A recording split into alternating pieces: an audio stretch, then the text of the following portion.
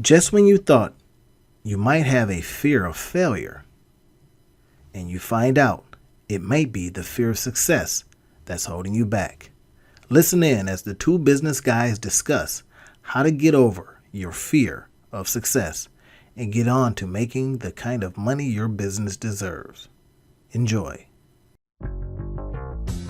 This business podcast, the two business guys mastermind, uncovers for you secrets and share tips and tricks to entrepreneurship as they mastermind on how to have startup, operational, and overall business success so that you can go on to get better results. Enjoy. So, hey, Rob, man, I know what we want to talk about today is, I think, something that a lot of us feel, and that is fear of failure. But then there's this other flip to the coin, isn't it? The fear of success, right? Mhm. And then what does that look like? And I know you've written about it in your book. I was looking at on page 44 of your book, talking Mhm. about how planning helps. We want to dive into that, everybody. We're going to be talking about, the fear of success and how it can affect whether you're going to do any kind of scaling in your business, Mhm. right? It is so important. The two business guys are masterminding on this today. And I tell you, I have felt it myself, right? I'm saying, you're right on the precipice. You're right there on the edge of something awesome. And for some reason, here comes a monkey wrench. And you look down and you go, oh my goodness, the monkey wrench is in my hand.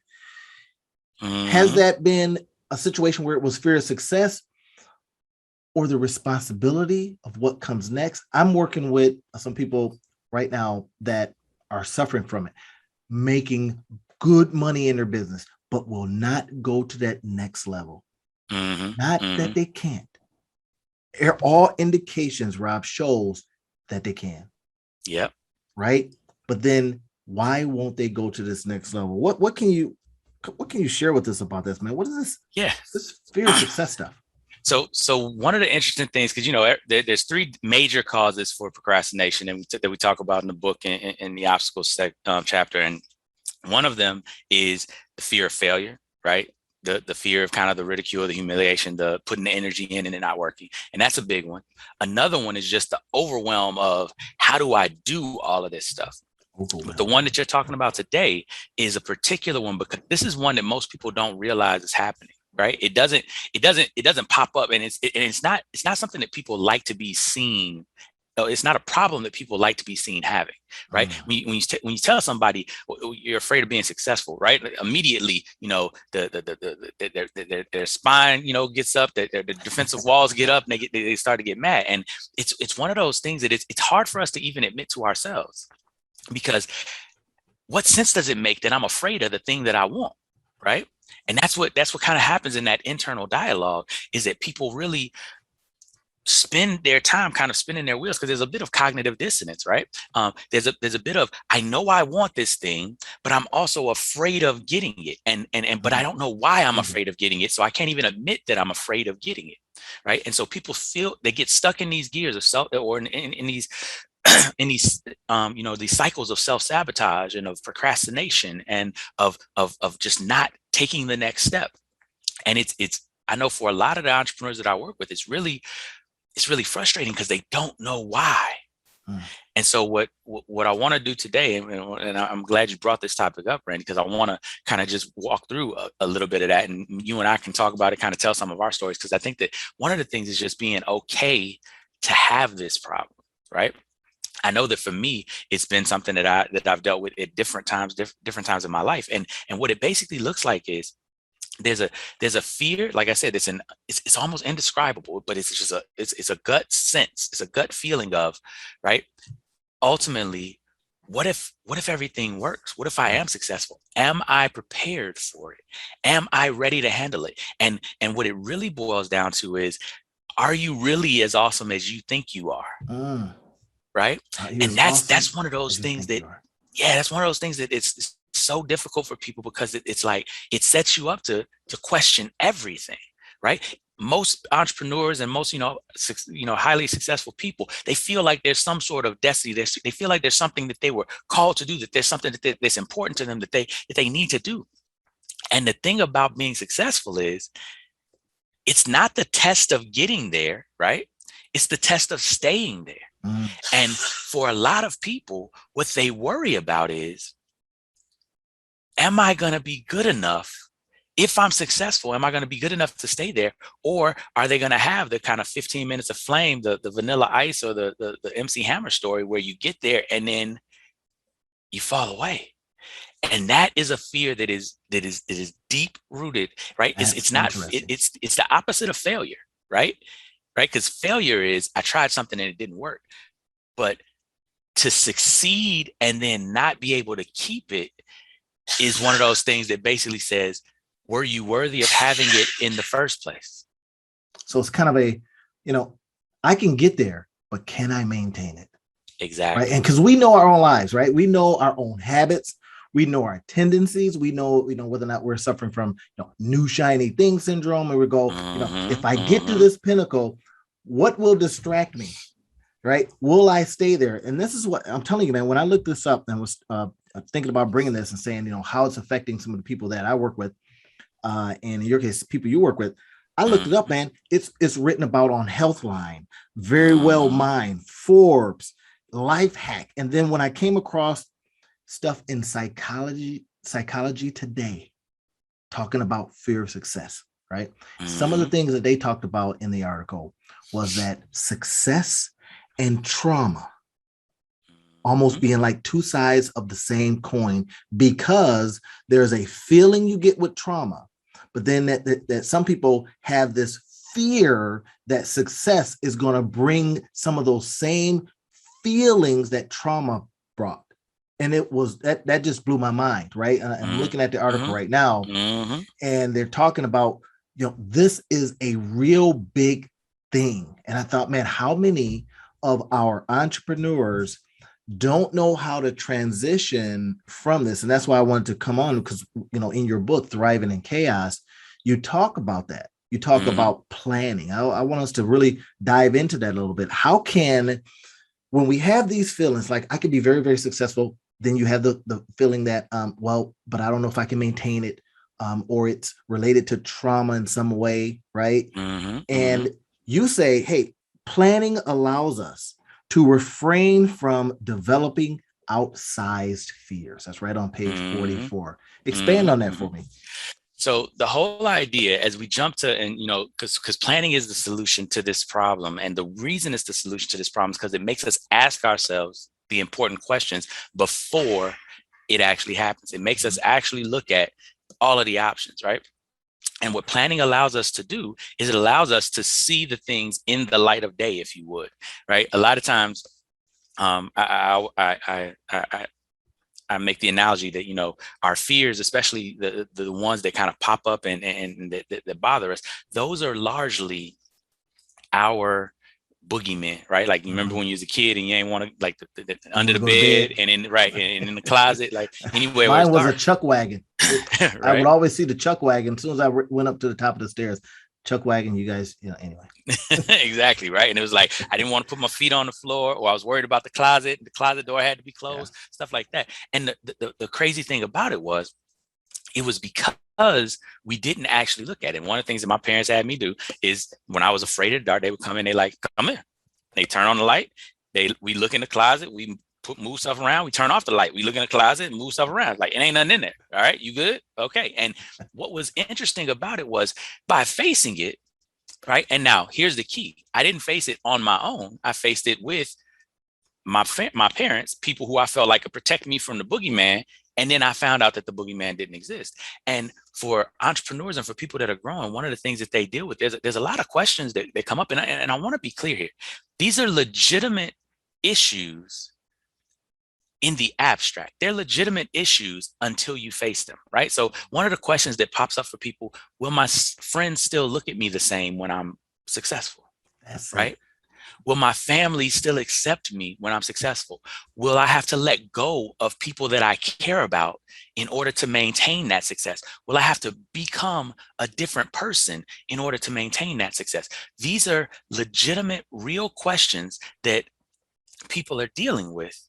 And The issue is we don't actually know the answers to those questions. So it becomes this situation where, oh my God, my success could change my life, and it could change it for the worse. Mm. Right.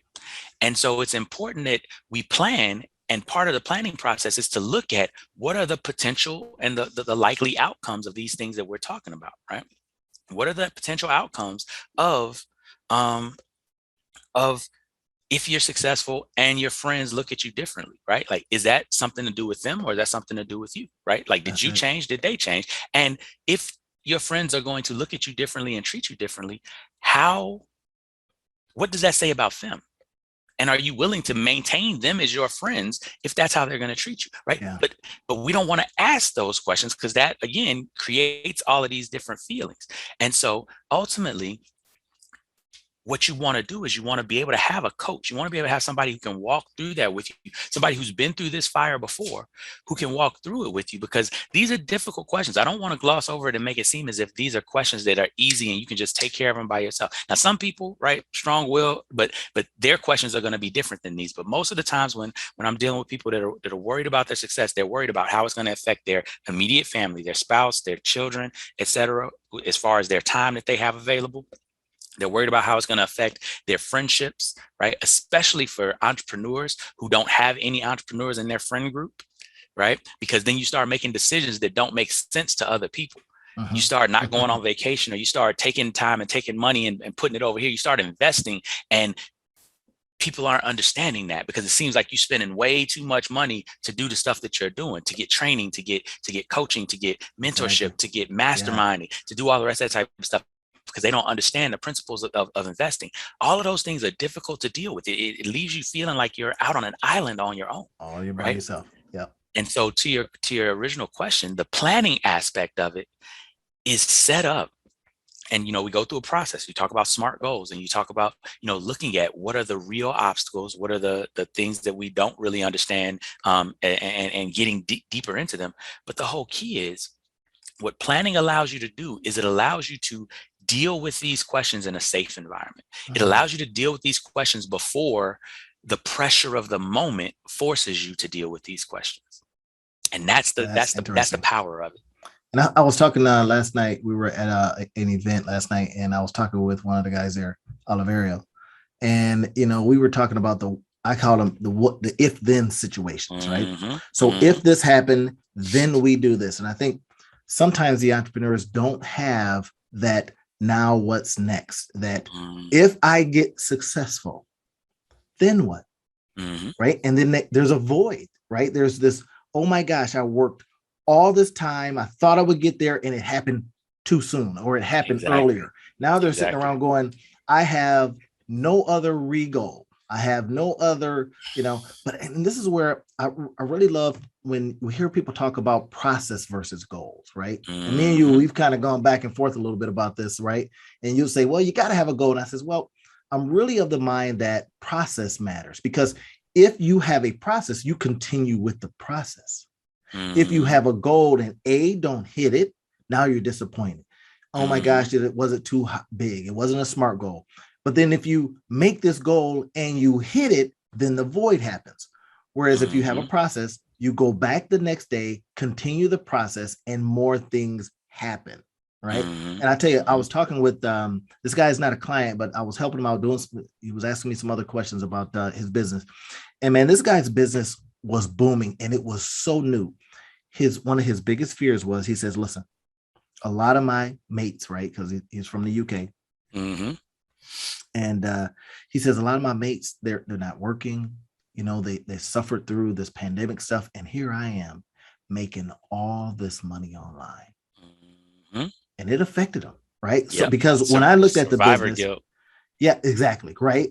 I says, when I looked at the businesses, your business is ready for gas to be poured on it so that it could just explode, right? And I'm telling you, because it was in a great niche, he's very, very well and knowledgeable in this niche, and he's new to the niche. I says, you better do it before marketers get in there. I'm Mm-hmm. not going to even Mm-hmm. say the niche. So if you're listening, my I friend, my got UK friend, I'm not gonna spill the beans, right?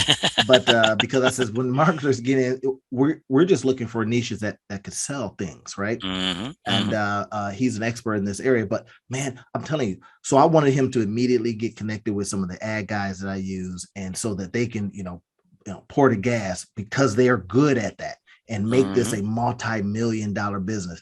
And I can imagine his particular business becoming a multi-million-dollar business within a year. I mean, like really soon because of the kind of engagement he's getting, right?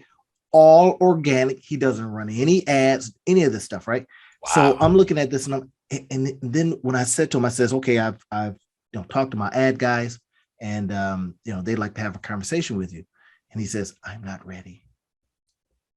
Now, he's not ready. Now, one of the other things was he works a job, right? Mm-hmm. And it's a job, right? I mean, you've got to go do some stuff. I'm not gonna say what it is Mm-hmm. because I don't want Mm-hmm. to I take it away, got you.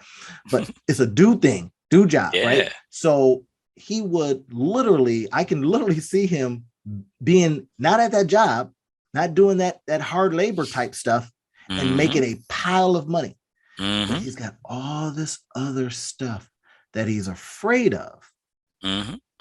that's stopping him, right? Exactly. Now, it makes perfect sense. And you said something that was really, really powerful, right? You can see him not being at that job, Mhm. right? He can see him not being at that job as well. And the issue, and this is what a lot of entrepreneurs struggle with, and this is why the first part of the Thriving in Chaos method is defining success, right?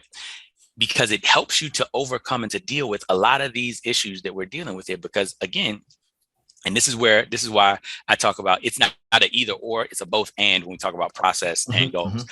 Because what happens is, yes, the process can get you there, but the goal setting is what makes the process worthwhile.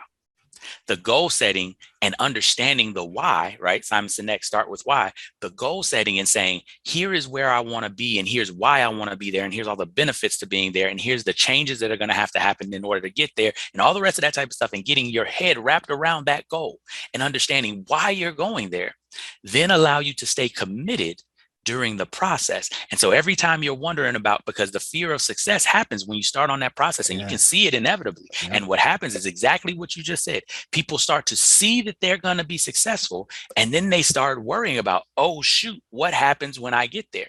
But when you start with defining success, we deal with all of those issues on the front end. We think about what happens when you get there. Why is it important that you're there? What does being there help you to achieve? How does it align with your life purpose? How does it, you said something that I thought was really, really important earlier that I wanted to circle back to as well. What happens after you achieve? What happens after you reach the goal? And that's a really important piece as well. What happens after is crucial. And what happens is most people only plan to the goal, right? Wow. And They only so, plan to the goal. right. And that's where that fear comes back tenfold, because here's the key. The goal is a life well lived. The goal is a life lived in accordance to your purpose. The goal is a life lived in alignment. The goal is to leave this journey having fulfilled your purpose. But most people only focus on the next goal in that line instead of understanding the total. And so in Thriving in Chaos, one of the things that that we do in the book is we don't talk about the next goal until we talk about the largest goal, right? We look at what is your purpose? Why are you here? What is the gift that you have? What is the greatness that is within you that you're designed to manifest? That's what we look at first, because everything else needs to fit in alignment with that. Now, once you do that process, it answers a lot of those questions. What if my people change? What if they do this? What if they do that? When you see the longer trajectory, you see that even if they change for a year or so, I can go back and I can work with them. I can talk to them. I can get them training. I can get them counseling. I can get them coaching because of my success, because of where I'm at. But you only see that if you get past the moment of friction, right? Man, okay, entrepreneurs, if you're listening to this, tell us in the comments, right? We had one that had like, over 50 comments. They were just talking back and forth about different things. We want to hear, are you out there right now fearing success? Are you feeling what we're talking about? Have you experienced that? What was that like? Share some of that stuff with us. We want to hear this stuff in the comments because, this is an important topic. Now we could be, talking about NFTs, and we can be talking about, DAOs, and we could be talking about cryptocurrencies and all this kind of stuff. But listen, talking about that stuff doesn't matter if you can't get past some of the things that will affect you going forward. Some of these emotional things, right? Some of these psychological things that could, on one hand, benefit generations to come, because if you build it right, it can affect generations to come, right? But yet, if you can't get past the what happens next in your business, can't get past this fear of success, build it for what? Right. And again, sometimes when we're listening to this stuff, I can tell you honestly, these are things that we have felt, we've experienced, right? I can tell you times when I was in school, and I'm thinking to myself, man, what happens after I get this degree? Do I move the goalposts, or do I raise my hands in victory? What happens then? Right. And if I didn't have an answer to that, then I was in trouble. And I remember when I got out of, grad school, I didn't have an answer for that. I thought, man, I don't want to just go and get more schooling, because I learned while I was in grad school that I'm putting in a lot of time, and there was really no guarantee on the other end. Right. Exactly. Right. So I decided to do something different. Right. I said, well, I'm going to get a PhD in doing and trying different things. Literally, I said it like that.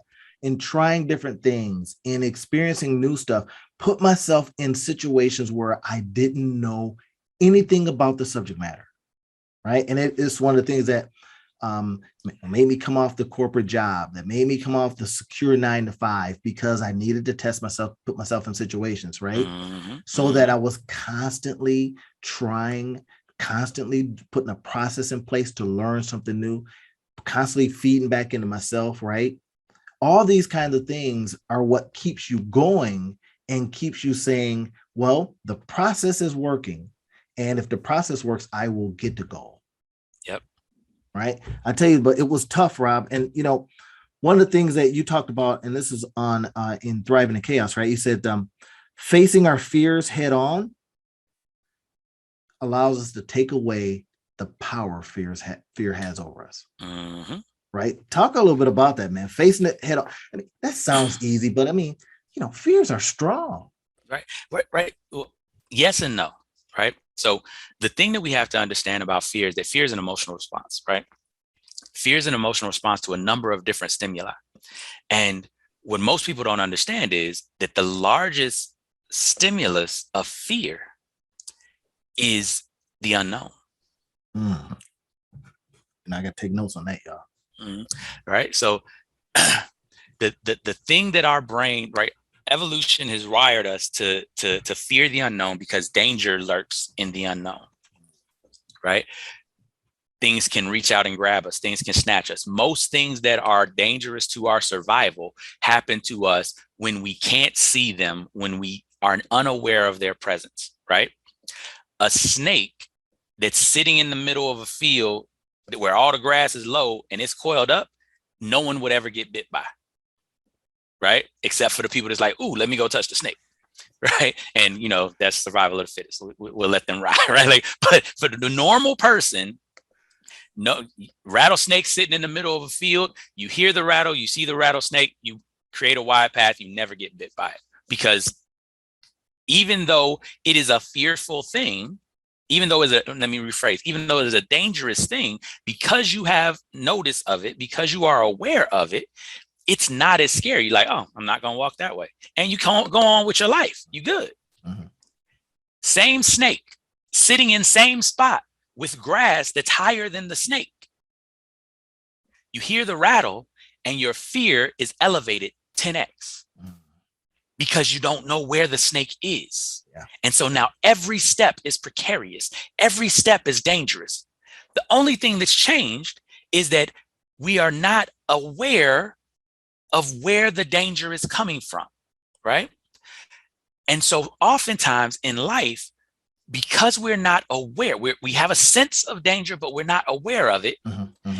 And because of the fact that our tendency is to avoid the danger, but if you don't know how to avoid it because you can't locate it, then your fear is elevated. Yeah. Because you can't control, right, whether or not you encounter the fear thing. And so the point that I'm making is, in that instance, your best bet is to work to find the snake, right? Carefully, like you ain't gonna walk up on it, like you right? said, Right? go You right toward your fears. go right toward it, Mhm. because the closer you get to it, the more you can see, okay, it's just one snake. It's not 15 snakes. It's right. And you get more information about it, and you get an ability to circumscribe that fear to relegate it to what it actually is. It's one snake in the grass sitting still. Okay, now I'm gonna move around and move around. I can do whatever I need to do with it, right? Right. And if I'm a snake wrangler, then I can go ahead and put it in a bag or do whatever If you I need got to do. that kind But of skill, yeah. exactly. If you got that kind of skill. But at the end of the day, once you have located the source of the fear, you can truly evaluate what level of importance you need to give to it. And so often in our lives, we are so used to just the avoidance metric, right? Measure, that we don't realize that there's certain things that you can't avoid because you don't know enough about them to avoid them. Right? There's certain things where it's kind of like, you remember that the little kid's toy, the finger handcuffs, right? They call them like Chinese handcuffs, right? Yes. It's such a brilliant design, because the whole thing about it is, in pulling your fingers out, you actually make it tighter and lock yourself up more, right?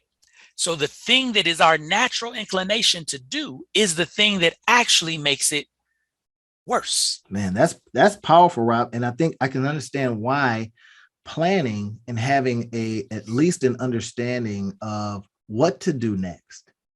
Should you, and like I say, these if-then scenarios, right?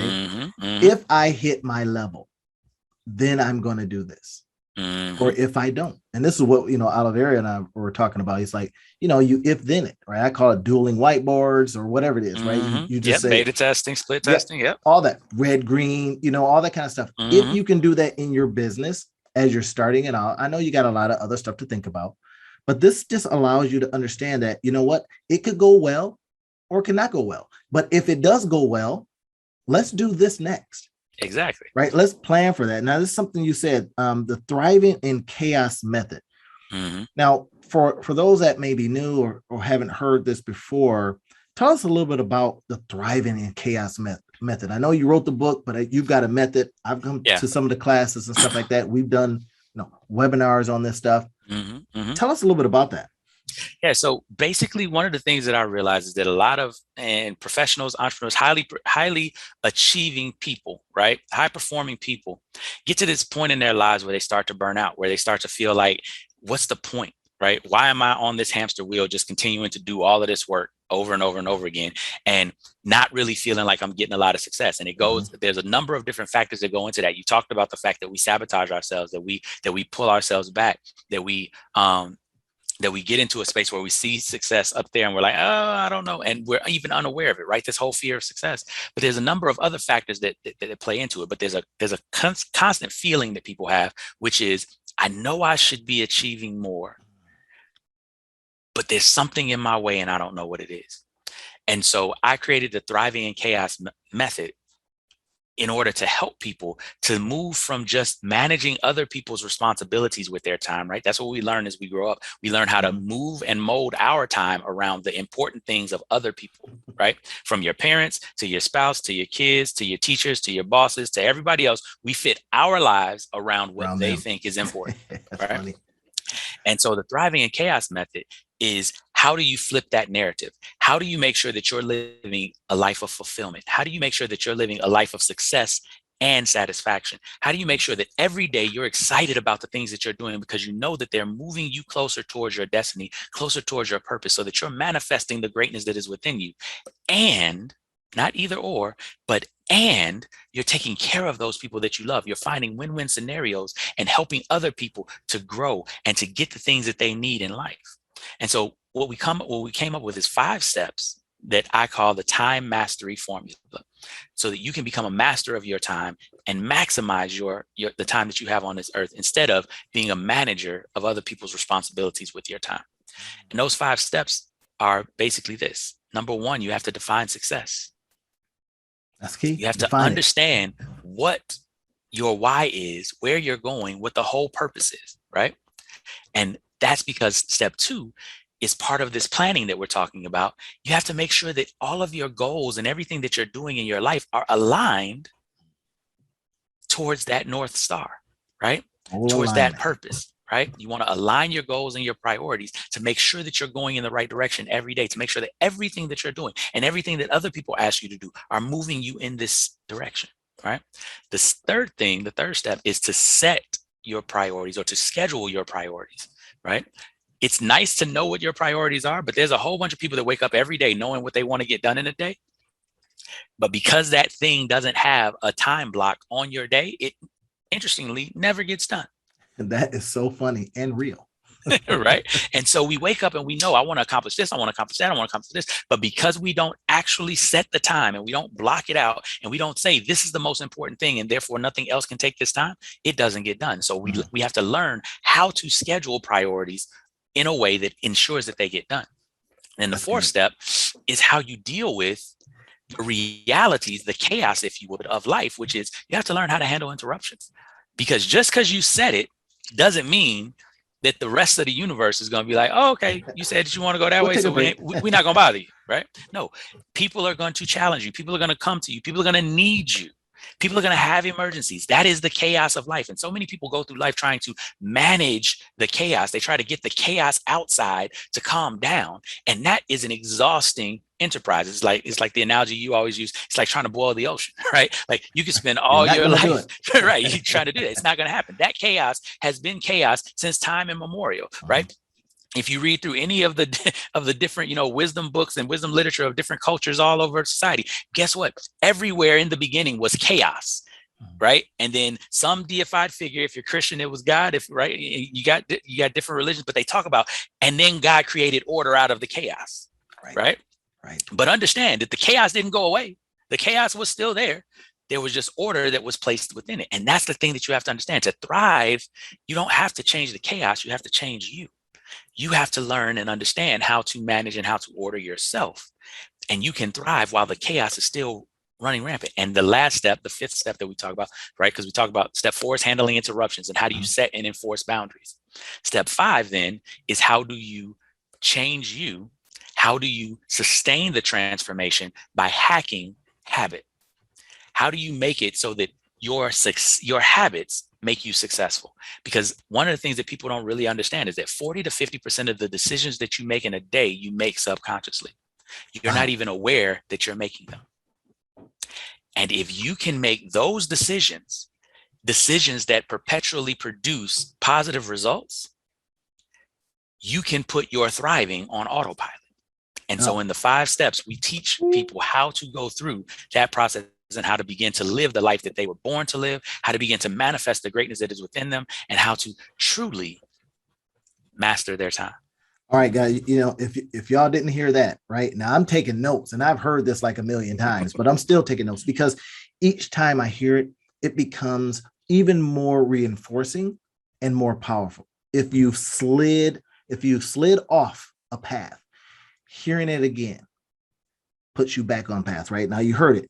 1, define success. 2, goal alignment, right? 3, set and schedule priorities.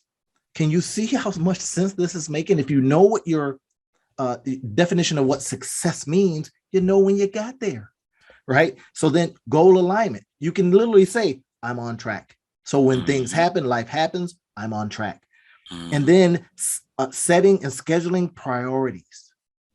Now, you tell me about the power of that. We got all the tools, right? We've got checklists. We've got journal planners.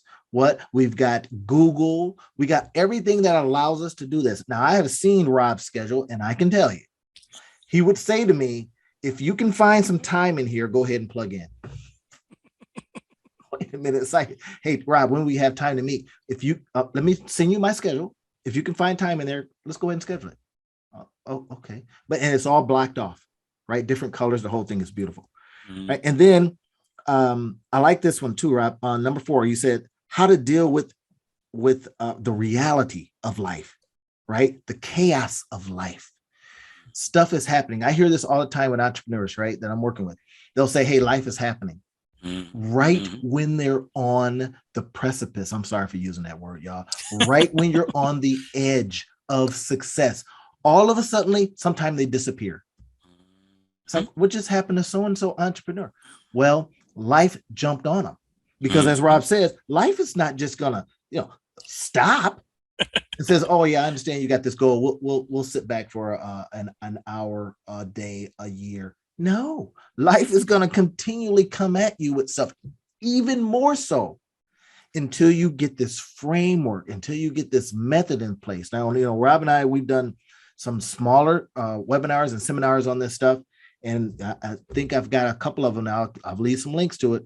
But if you want to jump into one of his bigger programs, I'm going to make sure that he's leaving some links for you so that you guys can just click here and find out how you can start thriving in this chaos and getting over this stuff, right? And then number 5, he said, most important, everybody, how to change yourself, how to hack your habits. Because if you've developed the habit of letting people in, if you've developed a habit of other people's emergency becoming your priorities, right? If you don't have these kinds of methods in place, then you don't even know what to say, right? And I know, having gone through some of your programs, Rob, I know how you suggest people could respond to things that come at them and the power of that, right? One that we just talked about. Hey, here's my schedule. I'm not saying no. I'm just showing you my schedule. Right. Find a place that works for you. Because I don't want to. I don't want to give you something that doesn't work for you. Here's what I have. Find a place that works for you, and we're good. If you can't find a place that works for you, I understand that too. I'm not angry, but realize that you can't find a place for you. That's not my issue, right? That doesn't work with your schedule. And it's so brilliant. The first time he rolled that out, I was pissed. I'll tell you, I was like, hey man, I thought we was friends. And he's like, we are. And because I'm your friend, I'm not saying no. Exactly. I'm saying, here's what I have. And here's what, is available to me. And I felt bad because it was full. So now imagine you're out there as an entrepreneur and you're trying to get your grind on. You're trying to make your money. You're trying to change your family's whole generationally, change their income and their outlooks. And somebody's always coming in and say, hey, could you do this? Could you do this? Could you take me here? Could you do this for me? Could you do this for free? Could you show up for this conference? Could you do this thing? And you're saying to yourself, how in the heck am I ever going to be successful if I can't even concentrate long enough? Right? I think it's James Cleary in his book. Is it James Cleary, right? His book, Atomic Habits. Atomic Habits. Yeah. He talks a lot about this, man. And I skimmed the book. I just kind of went over it. And I was like, it was so powerful. I didn't even want to read the rest of the book. Why? Because I knew if I read it, that I had no other excuses. Think about this now. Sometimes why we avoid some of this stuff, this is real. Why we avoid some of this stuff is because if I now know what to do and I'm still not doing it, what is it saying? Exactly. I literally said that to somebody the other day, and this is why I said, why haven't you jumped into some of the, stuff that, well, because once, I'm not ready for the responsibility that comes from knowing now what to do. Exactly. Is that the reason why you're fearing success? That piece right there is really important, right? Because again, we've been, and Stephen Covey puts this beautifully in the 7 Habits of Highly Effective People. I love the way that he explains this process. For those of you all that are watching around the world, you've seen kind of the Americanization of this and this kind of independence idea. And there's a strong sense of, right, our goal is to go from being dependent to being independent. Independent is the pinnacle of adulthood, right? I don't need anybody. I can take care of myself, pull myself up by my bootstraps, all the different cliches, right? And it's so short-sighted and so actually immature. And Stephen Covey talks about this and explains the actual pinnacle of human development is understanding your role vis-a-vis all the other human beings that you interact with in your society, because we are communal people. We are communal beings. We are about our individual selves and our community. There's no such thing as a self-made millionaire. There's a millionaire that worked really hard and had a lot of people that helped him or her.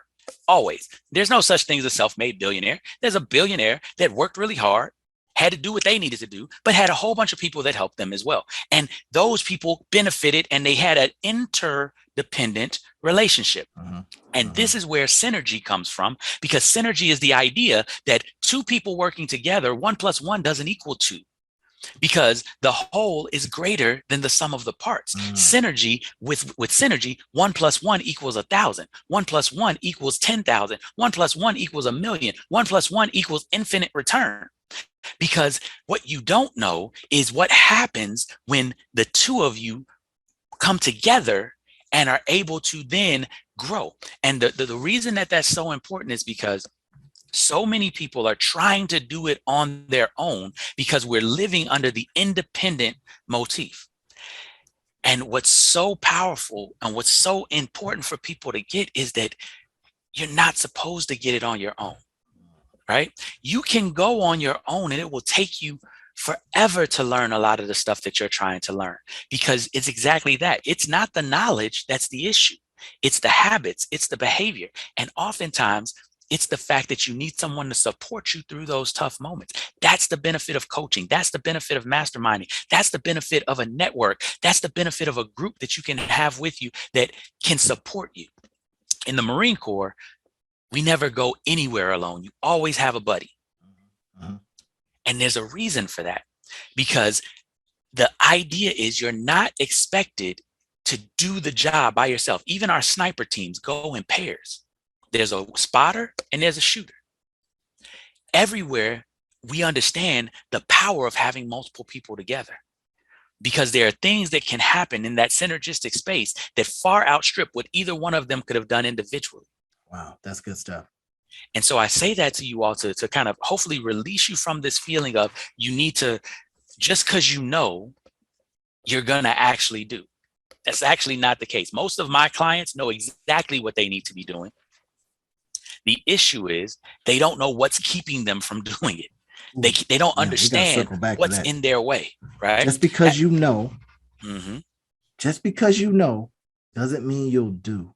Exactly. Man, I got to unpack that, right? We've got some minutes left. We're going to unpack that, everybody. Yeah, no. And it's how many important. Of you are out there feeling that right now, right? We've got, and this is something that I'm building a little bit of a talk, a course or something like that. I don't know how I'm going to pull it out yet, is on that subject.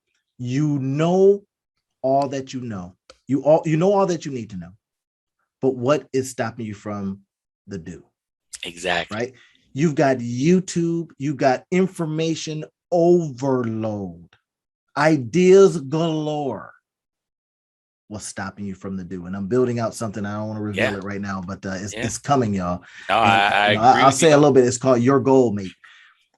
And it is about that. Okay. You got all this information, bring that with you, because I'm going to be your goal mate, and I'm going to get you to where you're trying to go. Now, combined with what Rob is talking about here, knowing and defining your success. What does it look like? That's one of the things that I'll probably have Rob come in and we'll do this thing like that, right? So here's what you're trying to get to. Well, how do you define that? What does that look like? And then let's align it.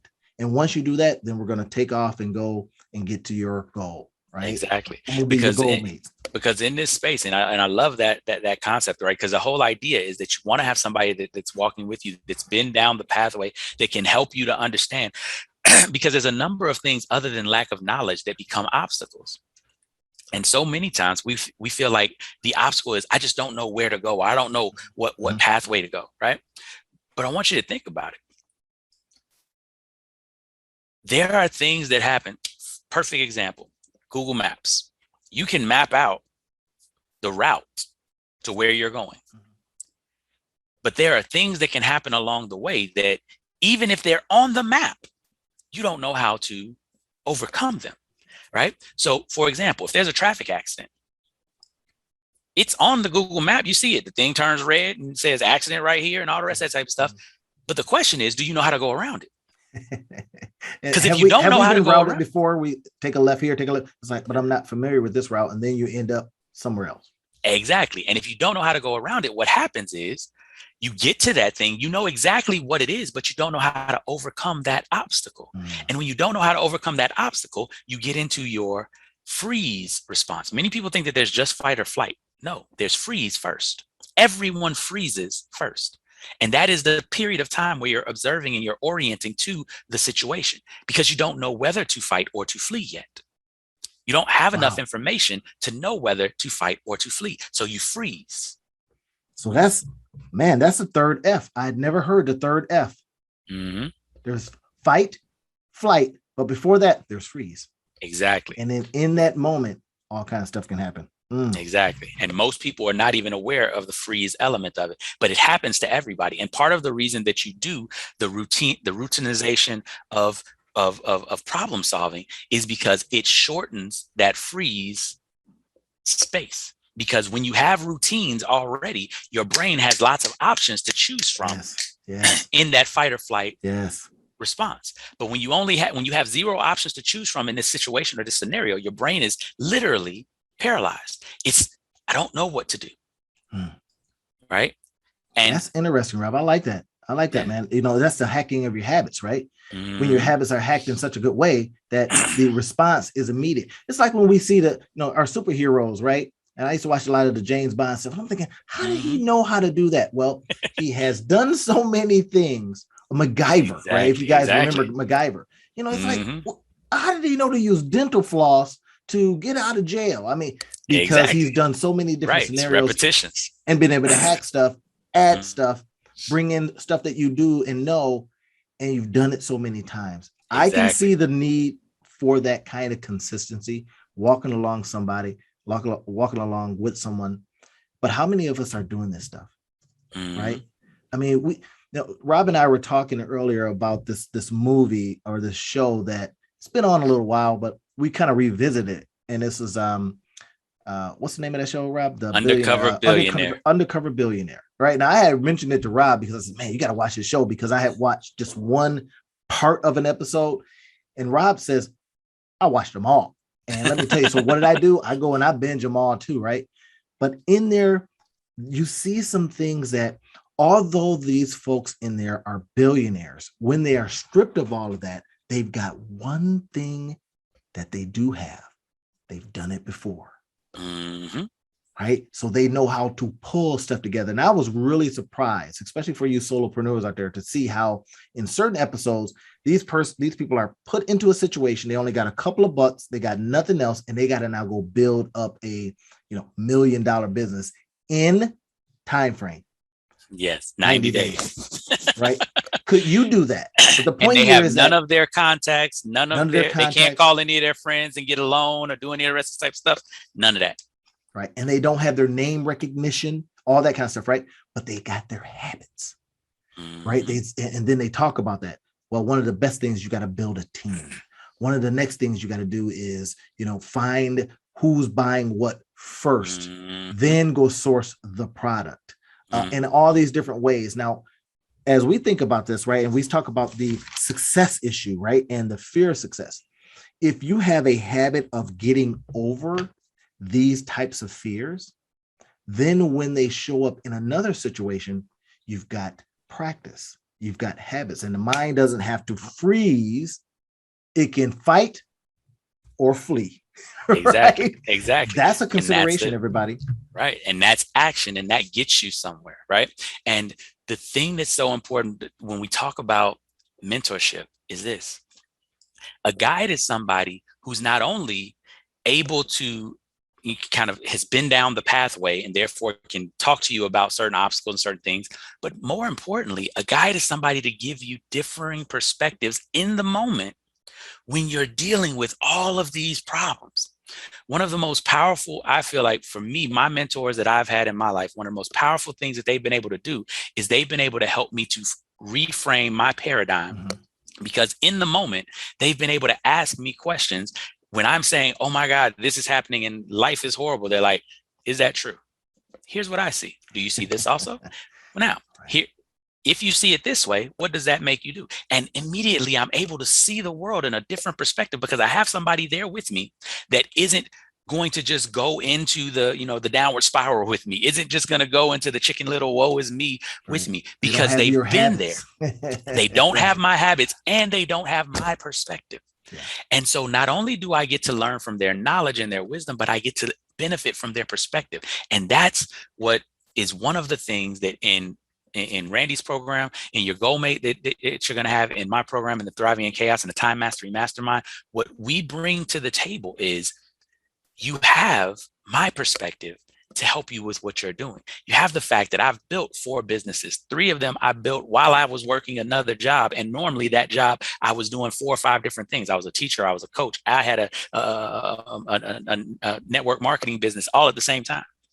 Right. I was a Marine Corps officer. I was a company commander, and I owned a jiu-jitsu school all at the same time. Like, being in time crunches where I had people that were clamoring for my time, and important people, right? Not only was I a Marine Corps officer and a company commander and had a jiu-jitsu business, but I was a father and a husband, right?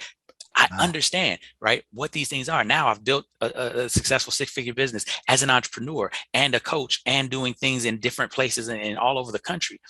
I understand that space. I understand what it feels like when everything seems like it's crushing in on you. I understand the overwhelm. I understand those things. And more importantly, I can help you to see your situation differently. Randy has done, I mean, he's run a ton of businesses. He's done, like you heard him talk about, he was writing books, and he was in grad school, and he was working a job, and right, and right, and he was running his businesses. He understands how to get things done, how to accomplish. If you look at his list of accomplishments, you'd be amazed, right? Having somebody that can walk alongside you in that space is so powerful, because what it does is it takes the pressure off of you to have to know everything. Yeah, we both read a lot of the same books, and one of the ones that we came across is Alex Hormozy, right? And he talks a lot about this when he was building gyms. He says, he spent a lot of money just to be mentored by people that are in a space that he's either interested in, going in. And he says, look, and I'm finding this to be the case personally. So I have been spending a lot of money and a lot of time talking with either my online mentors, my YouTube mentors, my book mentors, right? Or just hiring people, right? And listening to them and saying, you know what, this right here shaved off tons of time in me trying to curate all these other things, curate these books, curate these videos.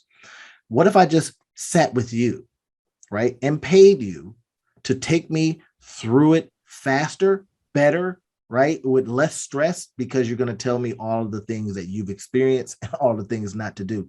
Exactly. That's benefit, everybody. This is stuff that Rob and I offer to you. It's totally 100% up to you, right? You can jump into one of our programs individually, or you can say, I want those two to work with me, and we'll work with you. We customize a lot of stuff, and we make things that work for you. I love to use this term. I price it so that you can get success. That's what I do, right? And if we can get you those early wins, and then you can go, all right, that's cool. Then you can write us the big check. But we like to price things so that you get success, right? Come into some of the stuff that we're talking about. We'll leave some information in the description field for you. It is totally 100%, again, up to you. But listen to what we're talking about. Take some of these jewels that we're dropping right now, pick them up, put them in your satchel, use them, get that early success. You see that it works, come on back, and we'll help you with some of the rest. Rob, I tell you, man, the fear of success after you work with us will be no more. You will see it and you go, yeah, I got a plan for that. Right? Or yes. I went through the classes, I went through the courses, I've experienced the things, I've read the books, and I'm good. Right? Yes. So now it's like Rob talked about. If you see the snake, you go, oh, I can identify it. I can know whether or not it's going to bite me and kill me. Right? Or I can go, yeah, I can run faster than that. You can decide, but there will be no more freeze.